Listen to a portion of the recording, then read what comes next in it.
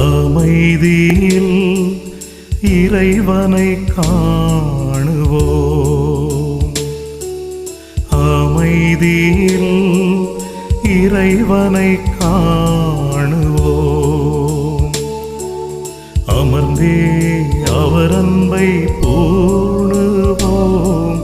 அமைதியில் இறைவனை காணுவோம்.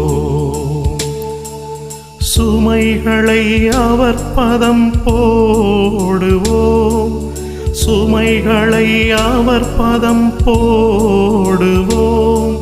சோர்வுகள் நீங்கியே வாழுவோம். சோர்வுகள் நீ